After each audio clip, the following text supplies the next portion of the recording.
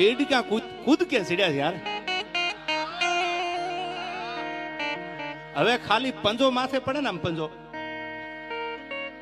ફેદા નીકળી જાય. તમે જાણો છો ડેઢકો એટલે આ દુહો કીધો. હવે નંબરિયા પડે છે, ફિલ્મ બાકી છે યાર. અને જવાબ તો તમે આપી દીધો છે, મારે તો ખાલી બોલવાનું છે યાર. હજી કહું છું આ આવડા મારા ચાહક છે ત્યાં સુધી તમે તમારે મથાય એટલું મથી લેજો અને મનની મનમાં ન રહી જાય. હવે મારાથી નથી રહેવાતું. હું આની પહેલા 2022 બોલ્યો હતો કે 2022 મેં એવું સ્ટેટમેન્ટ આપેલું કે 2025 હું સિલેક્ટેડ ડાયરા કરીશ. આ ઘા સહન નથી થતા યાર. એટલે ત્યારે બધાને એવું હતું કે એવા તો કયા ઘા હશે જે તમે 4-5 દીથી સાંભળો છો. અરે તમારી જાતના સાલાવ ખદડાવ, તમારામાં દમ હોય તો હાબી સાથીએ મોરે મોરો મારી દો, ખબર પડે. ફિલોસોફી કરવા તમને બોલાવે છે. તમે મને પૈસા આપ્યા આ પ્રોગ્રામમાં, કલાકાર તરીકે તમે મને બોલાવ્યો. શું કામ બોલાવ્યો?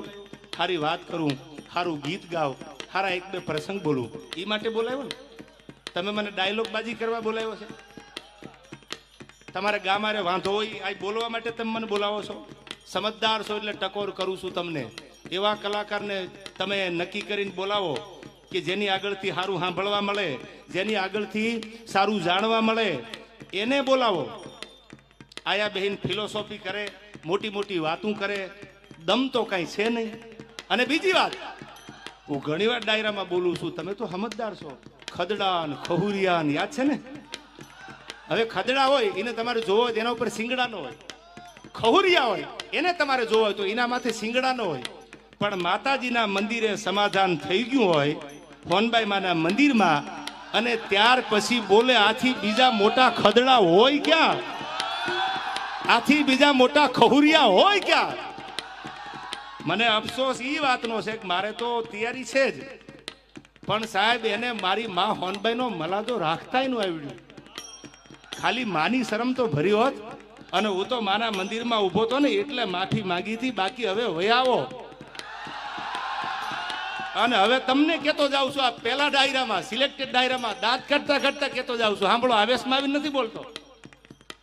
હવે માફી માંગુ તો હું ડાયરા મૂકી દઈશ.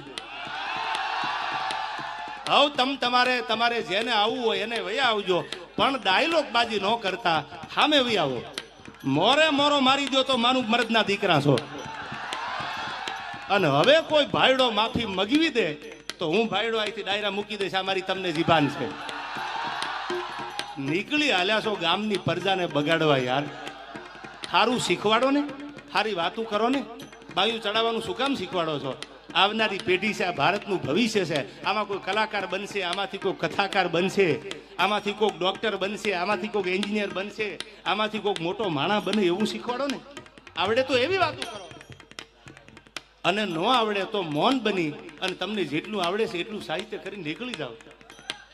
આ કોઈ લડી લેવા, કોઈ ડાયલોગ બાજી કરવાનો આ પ્રોગ્રામ થોડો છે. આ પ્રોગ્રામ તો સનાતન ધર્મનો પ્રોગ્રામ છે.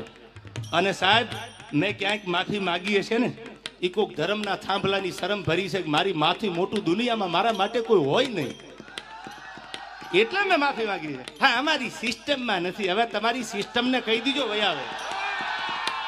તમારી સિસ્ટમમાં ન હોય તો હું કાઠી દરબાર છું, મારી સિસ્ટમમાં ન હોય. આ હાય હાય હાય, બોલી જા.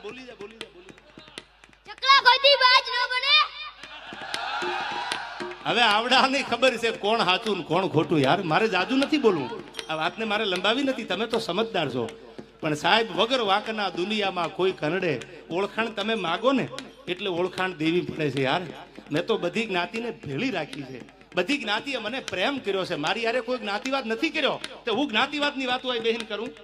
મેં તો બધી વાતો કરી છે. કોઈ બોલી જાય ચમરબંધી આમાંથી મેં જ્ઞાતિવાદ કર્યો, અને ભવિષ્યમાં ક્યાંક ભૂતકાળમાં ક્યાંક મારાથી ભૂલ થઈ હોય તો મેં હૃદયથી માની ધજામાં ઊભા રહી, માના ખોળે ઊભા રહી અને મને એમ છું કે આ તો હોનબાઈ છે.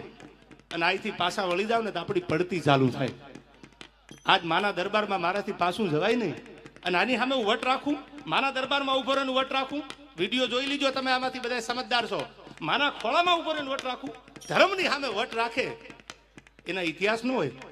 સાહેબ સાંભળી લેજો, હૃદયની વાત તમારી સામે કરું છું. આ પહેલા ડાયરામાં સિલેક્ટેડ 2 વર્ષ પહેલા જે આખી તમે જાણો છો આખી લપ ઊભી થઈ, એમાં મેં સોનબાઈ માના મંદિરે માની ધજા સામું જોઈ અને સાહેબ મારા પગમાં નેવળ નખાઈ ગયા કે મારી માથી મોટું કે ધર્મનો કોઈ થાંભલો એનાથી મોટા આપણે નથી. આપણે કોઈ એવા કલાકાર નથી, આપણે એવા સેલિબ્રિટી બનવું નથી કે આપણાથી ધર્મ હચવાતો ન હોય, કે આપણે એના સમ ખોટા ખાય કે એની સામે ખોટું બોલીએ કે એના ધૂપેલિયા ઉપાડીને એની પેઢીલી હાથ મૂકીને ખોટું કરીએ. એટલે મેં માફી માગી લીધી. ત્યાર પછી વાત ઊભી નથી રહી. પ્રોગ્રામે મારી સિસ્ટમ બીજી છે, મારી સિસ્ટમ બીજી છે. હવે એકચ્યુઅલી તારી સિસ્ટમ મને મારી માની શરમ હતી ને એટલે માફી માંગી. હવે સિસ્ટમના દીકરાઓ વયા આવજો, આ લાગુ પડે એને વટથી. હવે રાણો રાણાની રીતે આટલું ઘણું ને ભાઈ. હાલો બાપા હાલો, મૌન બની જાવ. ઘણા મારા સજ્જન મિત્રો છે એ મને કે તમે મૌન રહીજો. મેં કીધું મૌન બની અને ડાયરા મૂકી દેવા એથી મને લડીને મૂકવા દો ને યાર. અને મેં એમ કીધું તું સિલેક્ટેડ ડાયરા હું કરીશ. ત્યાં તો અમુક આવી ગયા અમે 2025 કેટલાયને શાંત કરાવ્યા છે. એટલે આ તમારી કોઈ જાગીર છે? આ કોઈની જાગીર છે? આ તો દેવા જ ખબર છે, કાલ બીજું આવે. હવે હું વટથી કહું છું કે શ્વાસ હાલે અને મારી માની દયા હોય ત્યાં સુધી તમારી સામે લડવું છે મારે. પેલા એવું હતું સિલેક્ટેડ કરવા છે આપણે, બાકી જય માતાજી રાજીનામું દઈ દેવું છે. પણ મને લાગે છે આમને એમ થઈ ગયું હવે મેદાન ખાલી છે, એમ થોડા ચોકા છક્કા મારવા દઉં યાર. હું સવારમાં ઘરેથી નીકળ્યો એટલે વહેલી સવારે મેં નવા કપડાં પહેરેલા. સાંભળું જો, બહુ સમજવા જેવી વાત. આવડતું તો બધાને હોય ને યાર, પણ એક ગરિમા છે આ સ્ટેજની.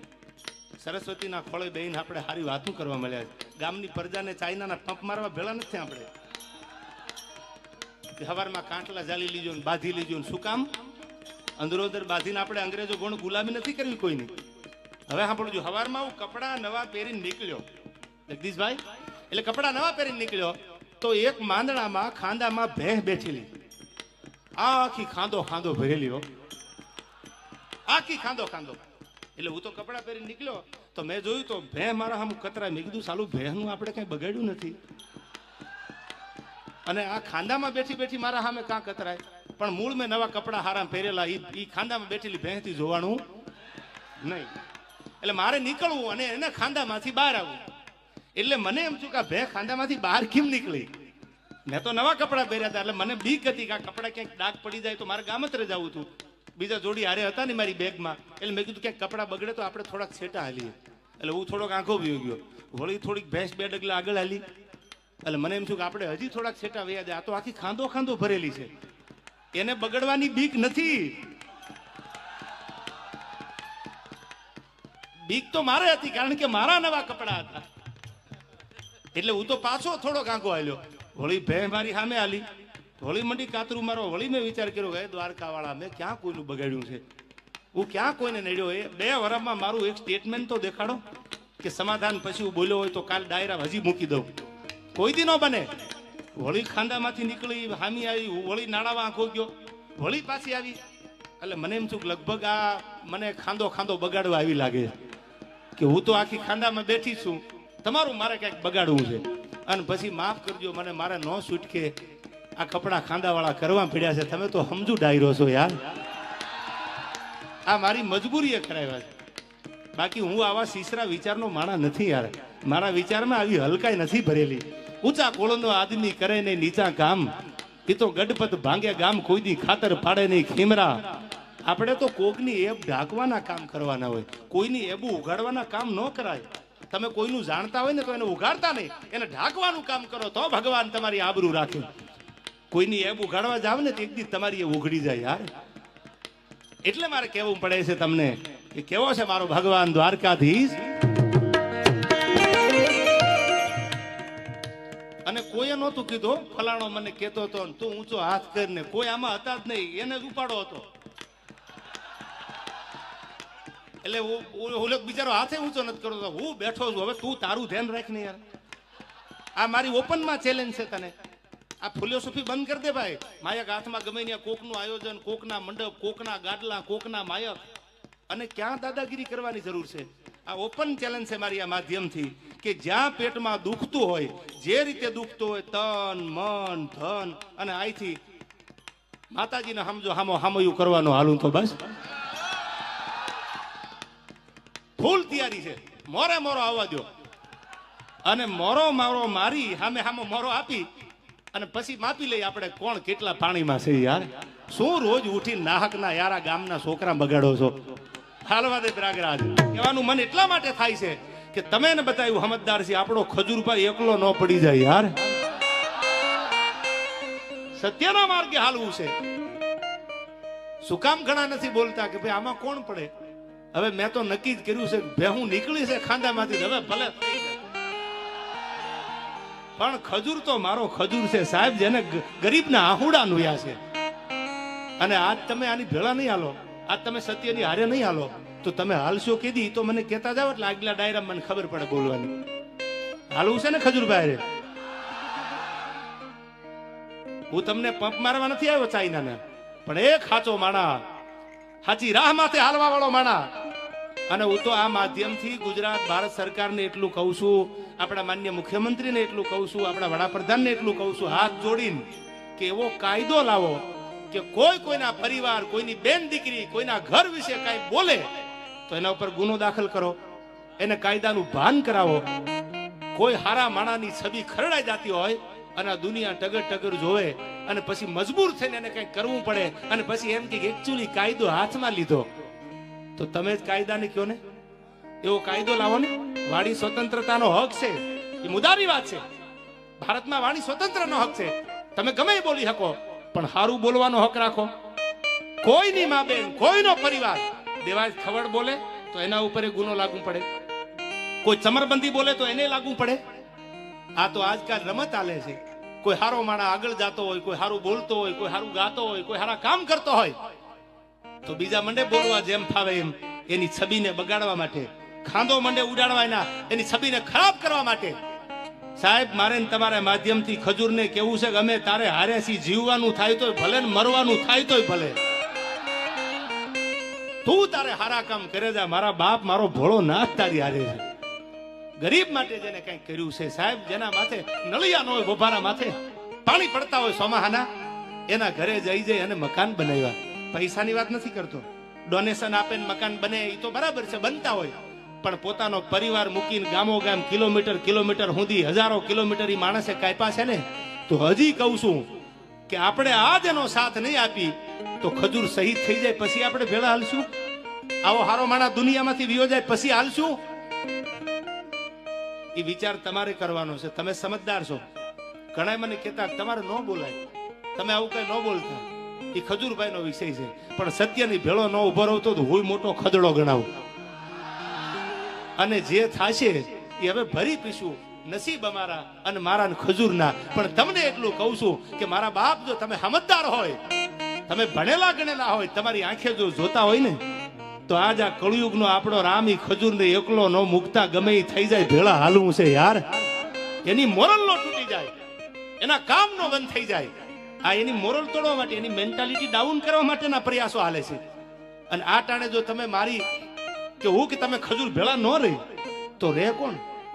એને એના કાકાના દીકરાનું મકાન બનાવ્યું, એને એના માસીના દીકરાનું મકાન બનાવ્યું, એને એના ફૂઈના દીકરાનું મકાન બનાવ્યું?